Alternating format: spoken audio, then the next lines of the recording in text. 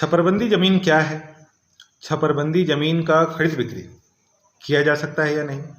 CNT act में छपरबंदी का क्या अर्थ दिया गया है और वर्तमान परिप्रेक्ष्य में इसका प्रयोग कहाँ कहाँ होता है? नमस्कार, मेरा नाम है प्रकाश रंजन और आज हम लोग इस वीडियो में चर्चा करने वाले हैं छपरबंदी लैंड के बारे में। बहुत सारे लोगों का सवाल आता है कि छपरबंदी जमीन क्या होता है, उसका खरीद बिक्री हो सकता है या नहीं।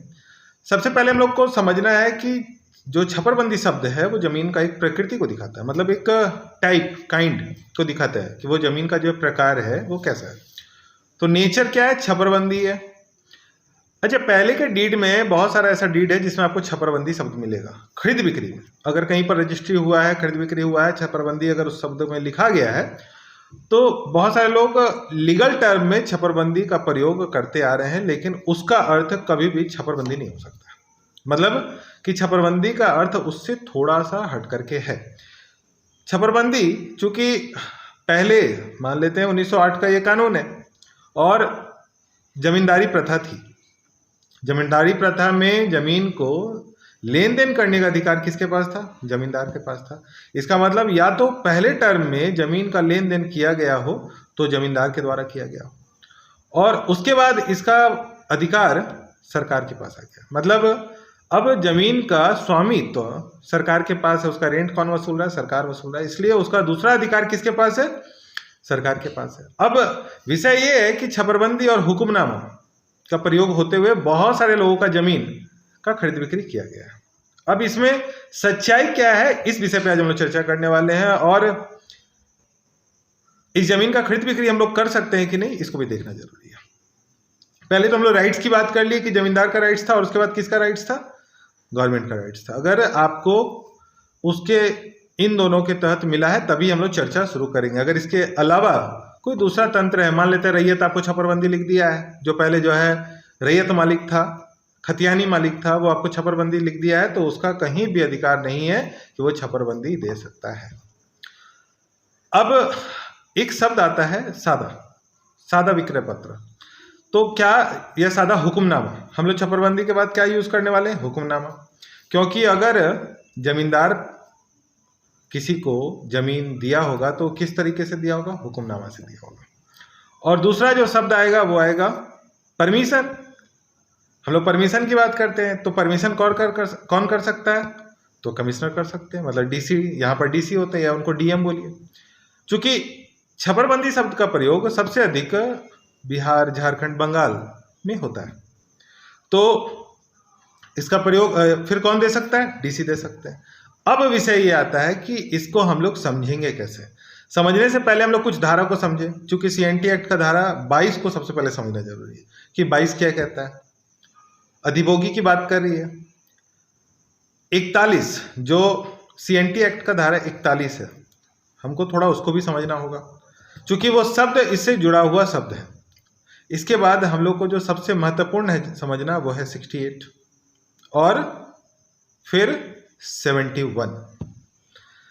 इसमें जो महत्वपूर्ण है वो 68 इसलिए हो जाता है क्योंकि जब हम लोग लीगल की बात करें तो 68 बोलता है कि अगर किसी को छपरबंदी अगर प्राप्त हुआ होगा तो कैसे प्राप्त हुआ होगा? या तो ऑर्डर के द्वारा, डिक्री के द्वारा प्राप्त हुआ होगा, डिक्री के द्वारा हुआ होगा, या दूसरा कैसे हुआ होगा? ऑर्डर के द्वारा हुआ होगा। डिक्री के द्वारा हुआ होगा तो वहां पर उसको कोई सिविल कोर्ट, हाई कोर्ट, कहीं से उनको डिक्री मिला होगा, मतलब उनको वहां से परमिशन मिला होगा। और अगर ऑर्डर हुआ होगा तो डीसी ऑफिस से ऑर्डर हुआ होगा उनको। ऑर्डर और डिक्री के माध्यम से अगर उनको प्राप्त है तो उसको हम लोग जायज मानेंगे।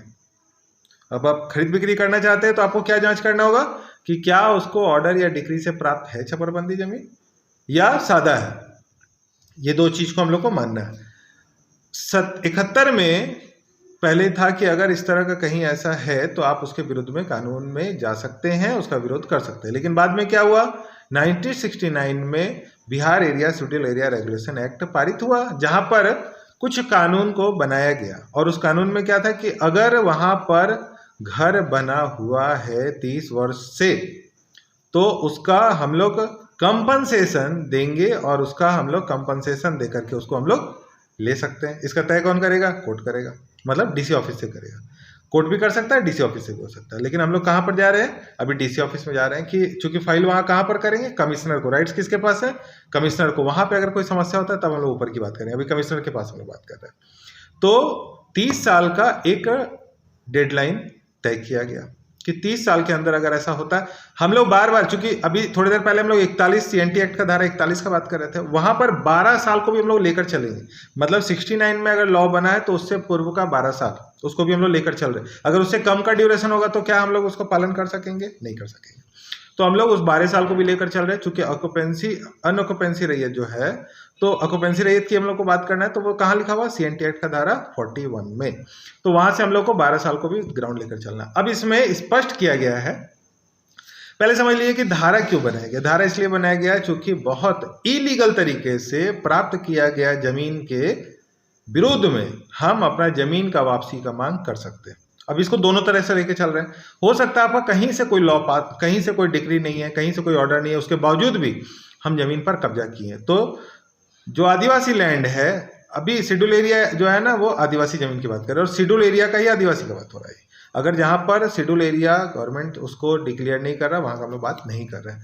तो जहाँ पर शेड्यूल एरिया है, वहाँ पर अगर गैर कानूनी तरीके से जमीन को लिया गया है तो हम लोग भू वापसी के लिए वहाँ पर दायर कर सकते हैं। ये लिखा हुआ है कहाँ पर, 71 में लिखा हुआ था कि 68 का अगर उल्लंघन हुआ है तो हम लोग भू वापसी की बात कर सकते हैं। दूसरा परिपेक्ष भी है कि सच में जमीन दिया गया था, वहाँ घर था, अगर ऑब्जर्वेशन में आता है कि घर था तो क्या होगा, सेटलमेंट होगा, कंपनसेशन जिसको हम लोग बोलते हैं, हम लोग कंपनसेशन करेंगे। तो एसएआर पे ऐसे वीडियो बना हुआ है इसमें, एसएआर के संदर्भ में, उसको आप लोग देख सकते हैं। लेकिन अगर हम लोग बात करें छपरबंदी का, चूंकि हम लोग दोनों मिला के चल रहे हैं, अगर छपरबंदी विथ परमिशन आपको प्राप्त है मतलब, तो वहां पर आप आराम से उस जमीन का खरीद बिक्री कर सकते हैं।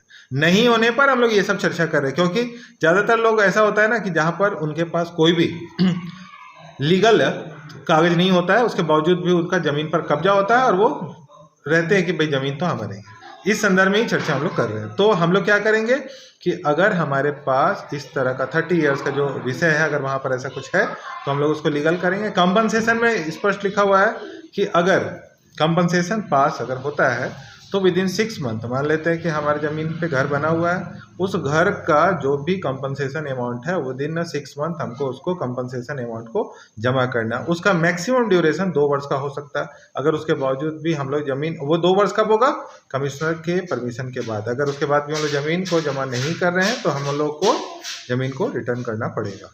ये तो 6 मंथ का ही ड्यूरेशन है उसका। लेकिन अगर कोई लीगल है, मान लेते हैं कि अगर उसके पास कोई लीगल दस्तावेज था, मतलब डिक्री या ऑर्डर शीट से अगर उसको प्राप्त है, तो उसको हम लोग कानूनन वैध मानेंगे। अगर आपका कोई भी सवाल इस संदर्भ में है तो आप उस पर बात कर सकते हैं, कमेंट में जाकर उस सवाल पूछ सकते हैं। चैनल आपकी जानकारी के लिए बनाया गया है, इसलिए इसे लाइक, सब्सक्राइब और शेयर जरूर करें। बहुत बहुत धन्यवाद।